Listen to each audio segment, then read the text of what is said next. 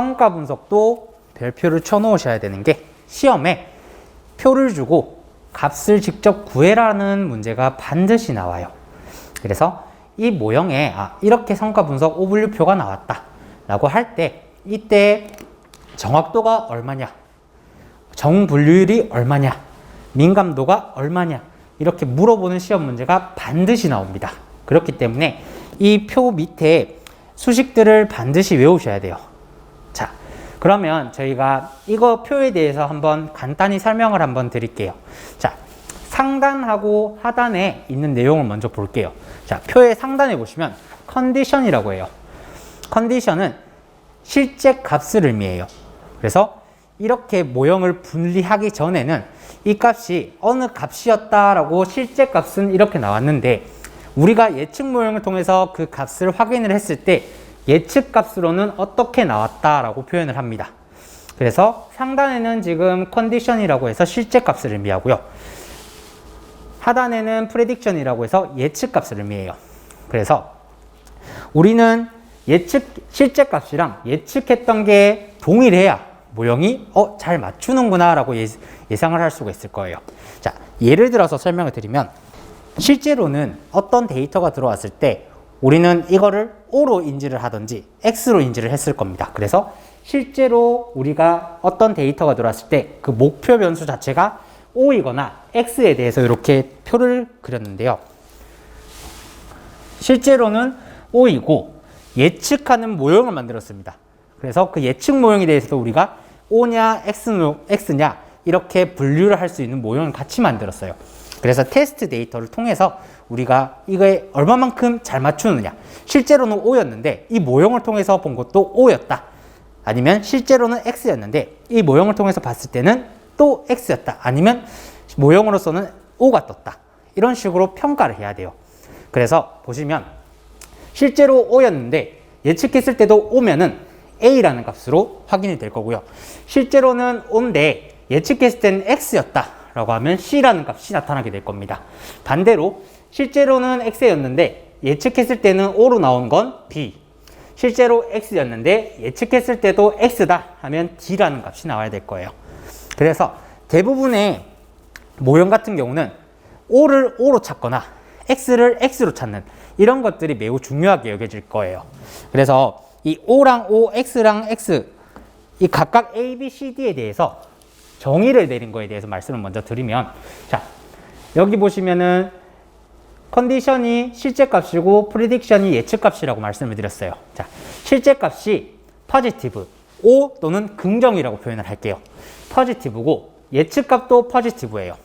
그랬을 때는 true positive라는 값이 입력이 될 거고 이 표에서는 A라는 값에 해당이 될 것입니다. 두 번째, 그래서 정의를 보시면 실제 값과 예측치 모두 true인 빈도예요. 그래서 true고 true인 게 몇 개가 있다라고 확인을 할 수가 있을 겁니다. 두 번째, true negative라는 게 있어요. true negative는 실제 값과 예측치 모두 false인 거예요. 자, 실제로도 네거티브라고 인정을 했는데 예측 값도 네거티브라고 찾아낸 거예요. 그랬을 때는 TN이라고 표현을 하고 true negative라고 합니다. 그래서 각각 위치가 포지티브인 행렬로 표현을 하면 1,1자리입니다. 그리고 TN, true negative 같은 경우는 2,2인 자리에 위치를 하고 있어요. 그러면 나머지 1,2와 2,1에는 어떤 값이 들어가느냐? FP라는 값이 있습니다. false positive라고 해요. 자, false positive는 실제 값은 네거티브인데 예측을 했을 때는 포지티브로 예측한 거예요. 틀렸는데 맞다고 한 거예요. 원래는 틀렸는데. 그래서 실제 값은 false이나 true로 예측한 빈도를 FP라고 표현을 합니다. 그리고 FN은 실제 값이 true지만 false로 예측한 빈도를 의미합니다. 그래서 실제 값은 positive지만 예측을 했을 때는 네거티브로 이렇게 판단한 이 값을 FN이라고 표현을 해요. 그래서 이 표에 대해서 이렇게 간단하게 이해를 하시면 이 TN과 FP, FN과 FN을 통해서 우리는 다양한 지표를 만들어낼 수 있습니다. 가장 기본적인 지표가 두 가지가 있어요. 제일 첫 번째로 확인을 할 수 있는 게 정분류율이라는 게 있습니다. 자, 정확도가 아니라 정분류율입니다. 영어도 잘 보셔야 돼요. accuracy라고 하면 저희가 일반적으로 정확도로 알고 계실 거예요. 근데 여기서 표현을 할 때는 정분류율로 표현을 합니다. 그래서 정분류율은 잘 분류했냐? 라고 물어보는 거예요. 그래서 이 네 가지 빈도 값을 다 더한 거에서 잘 분류한 true positive와 true negative 값을 더했을 때는 정분류율이라는 게 나올 겁니다. 그래서 보시면 tn, tp, fn, fp 이 네 개 값을 다 더했을 때 그거 분에 tn과 tp를 더했다 라고 해서 정분류율을 찾았다 라고 할 수 있어요. 그래서 전체에서 얼마만큼 잘 맞췄냐를 물어보기 때문에 전체 관측치 중에 실제 값과 예측치가 일치한 정도로 나타내요. 그래서 정확도가 얼만큼 높냐 아니면 정분류율이 얼만큼 높냐에 따라서도 확인을 할 수가 있습니다. 그래서 이렇게 accuracy라는 게 있고, 반대로 오분류율이라는 게 있어요. 오분류율은 정분류율의 반대니까 얼마만큼 못 맞췄냐예요. 그래서 전체 관측치 중에 실제 값과 예측치가 다른 정도를 나타냅니다. 그래서 1 accuracy 값을 하거나 아니면은 이 네 개의 값을 더한 거에서 false positive와 false negative를 더한 값을 표현하게 되면 오분류율이라는 게 나올 겁니다. 그래서 이 두 가지 같은 경우에는 위에 accuracy만 먼저 기억을 하시면 오분류율은 1 정분류율이 되기 때문에 반드시 정분류율에 대한 정의를 기억을 하고 계셔야 돼요. 자, 1차적으로는 우리가 이렇게 얼마만큼 잘 맞추느냐에 대해서 한번 이해를 해봤어요. 두 번째, 우리가 실제 값을 가지고 예측을 했는데 잘못된 걸 잘 맞추는 게 좋을 수도 있고, 아니면은 네거티브를 잘 맞추는 게 좋을 수도 있고, 포지티브를 포지티브라고 잘 맞추는 게 좋을 수도 있어요. 자, 보시면 만약에 환자 얼굴만 보고 우리가 암을 예측할 수 있는 의사가 있다고 할게요. 그래서 얼굴만 보고 저 사람은 암에 걸렸어, 암에 안 걸렸어 라고 할 수 있는 환자가 있다고 할 때 1000명의 환자의 얼굴을 보고도 모두 암이 아닌 네거티브라고 할 때 정분류율은 매우 높게 나타날 거예요. 자, 왼쪽 보시면은 왼쪽 표처럼 트루 네거티브가 895명이라고 매우 잘 맞춘다라고 할 수가 있을 거예요. 근데 우리가 정분류율은 좋은 의사겠죠. 근데 의학계에서는 퇴출을 당할 수도 있어요. 왜냐? 암을 걸린 사람을 찾는 게 더 중요하기 때문이죠. 자, 암이 안 걸린 사람한테 안 걸렸다고 하는 것보다는 암이 걸린 사람을 빨리 찾아내는 게 더 중요할 겁니다. 그렇기 때문에 암이 아니라고 판단하는 것보다는 암에 걸렸다고 판단하는 게 더 중요합니다. 그래서 포지티브가 중요하거나 네거티브가 중요하다는 것에 대한 지표도 반드시 필요해요. 제가 앞에서 방금 말씀드렸던 것처럼 포지티브를 포지티브로 잘 맞추는 것도 중요하고 네거티브를 네거티브로 맞추는 것도 중요하지만 두 개 중에서 더 중요한 지표가 있을 수도 있다고 말씀을 드렸어요. 그래서 포지티브가 중요하거나 네거티브가 중요하다는 것에 대한 지표를 확인을 할 수 있는 것이 바로 민감도와 특이도라는 게 있습니다. 자, 민감도 같은 경우는 sensitivity라고 해요. 그래서 실제 값이 true인 관측치 중에 예측치가 적중한 정도예요. 그래서 표에서 보시면은 실제 값이 positive인 것 중에서 positive로 맞춘 거예요. 그래서 TP 더하기 FN 분의 TP가 될 거예요. 그래서 밑에 수식을 보시면 sensitivity는 TP 플러스 FN 분의 TP가 된다라고 말씀을 드릴 수가 있고요. 다르게 표현을 하면은 True Positive Rate라고 해서 TPR이라고도 표현을 합니다. 두 번째, Specificity가 있어요. 요거는 특이도라고 해요. 그래서 실제 값이 폴스인 관측치 중에 예측치가 적중한 정도예요. 자, 앞에 민감도는 true로 잘 맞춘 애들, 뒤에 특이도 같은 경우는 false로 잘 맞춘 애들, 이렇게 찾는다고 생각을 하시면 돼요. 자, 그래서 자, 실제로 false, 네거티브인 값 중에서 예측치가 적중한 정도니까 FP 플러스 TM분의 TN이 될 겁니다.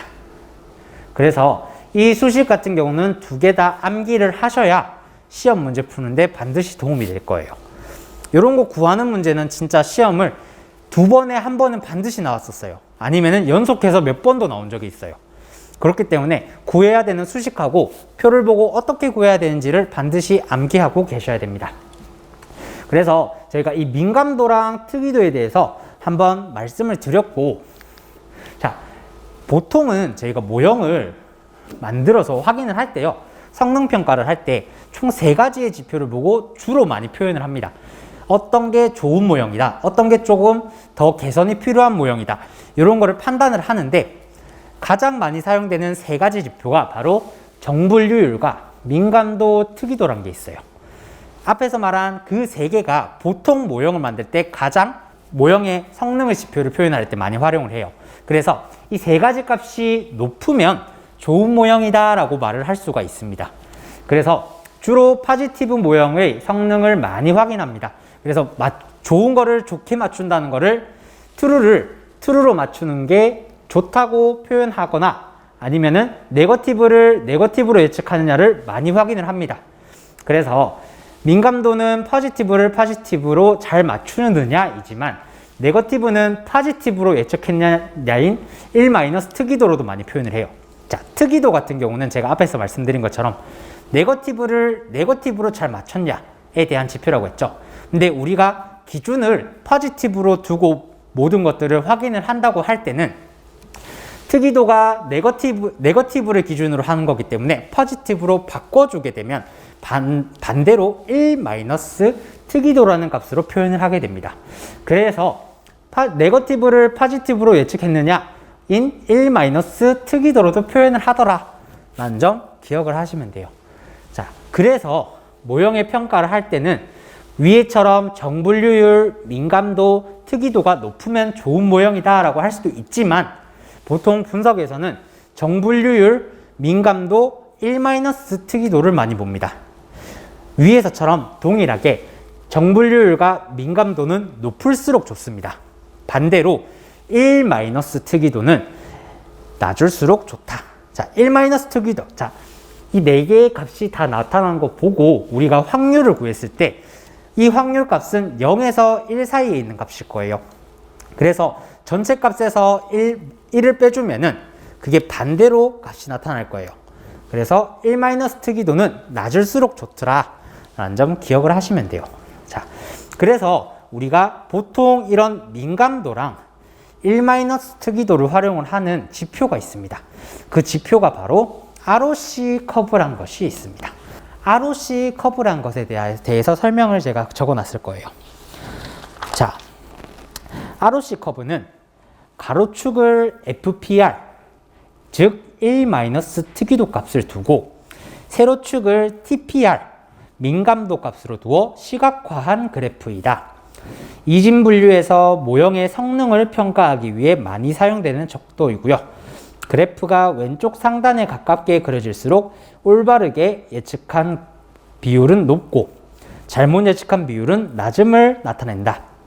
따라서 ROC 곡선 아래의 면적을 의미하는 AU ROC 값이 클수록 모형의 성능이 좋다고 평가한다.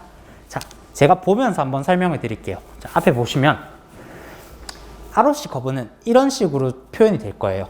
그래프 형식으로. 근데 X축에는 1- 특이도라는 값이 들어가고요. Y축에는 민감도라는 값이 들어간다고 말씀을 드렸어요.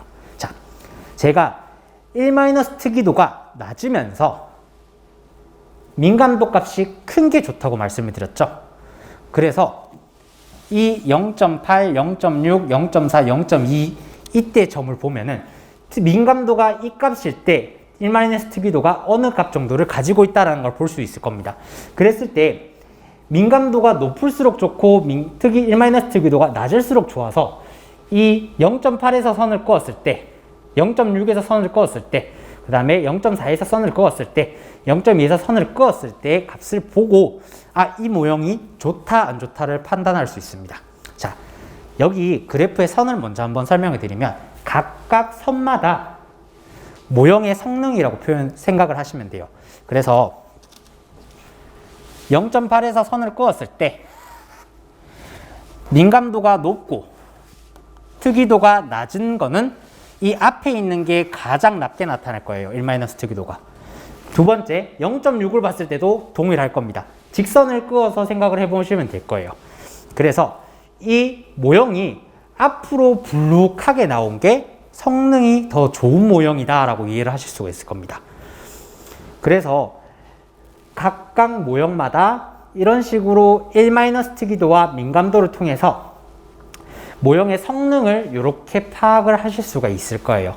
그리고 이 타원이라든지 이런 삼각형을 만드는 직선을 통해서 나타나는 그 밑에 구간을 이 구간을 AUROC라고 표현을 합니다. AUROC는 Area Under ROC라고 해요. 그래서 이런 ROC 커브 아래의 면적이 클수록 모형의 성능이 더 우수하더라 라고 표현을 할 수가 있습니다. 자, 그러면 1- 특이도가 0이고 민감도가 계속 1일 수도 있잖아요. 그랬을 때는 당연히 사각형이 이렇게 나오겠죠. 그랬을 때 이 사각형의 면적을 구하면 1 곱하기 1이기 때문에 1이란 값이 나올 거예요. 그래서 이 AUROC 같은 경우는 보통은 0.5에서 1 사이의 값이 나옵니다. 그래서 무조건 1보다는 작게 나오는데 0.5에서 1 사이의 값이 나오고 더 작게 나타나면 0이라는 값도 나타날 수 있어요. 그래서 1보다 큰 값은 나올 수가 없어요. 면적이. 그래서 AUROC의 정확도 측정 기준을 보면 일반적으로 0.9에서 1까지는 excellent, 좋은 모형이다 라고 해서 바로 활용을 할 수 있는 모형이다 라고 판단을 할 수가 있고요. 두 번째, 0.8에서 0.9까지는 good, B라고 표현을 할 수도 있습니다. 그리고 0.7에서 0.8은 fair, 어느 정도까지 사용 가능하다 라고 판단을 할 수 있지만 0.6부터 0.7, 0.5부터 0.5의 모형은 모형으로 활용하기가 어렵다. 다시 모형을 만들어야 된다라고 판단을 할 수 있을 정도일 거예요. 그래서 이런 식으로 구분을 하구나 라는 점 이해를 하시고 이 ROC 커브에 대한 정의는 주관식이나 객관식으로 반드시 나오더라고요. 그래서 ROC 커브에 대한 개념 반드시 알고 계시고 그게 어떤 걸 의미를 하고 어떻게 구성되어 있는지를 알고 계셔야 돼요. 자, X축에는 그냥 특이도가 아닙니다. 1- 특이도가 들어가고 Y축에는 민감도가 들어간다라는 점 기억을 하시기 바랍니다. 자, 그래서 앞에서 이렇게 포지티브가 중요하냐, 네거티브가 중요하냐에 대한 지표를 우리는 컨디션 값, 실제 값을 기준으로 봤을 때 이런 지표가 나타난다라고 말씀을 드렸고요.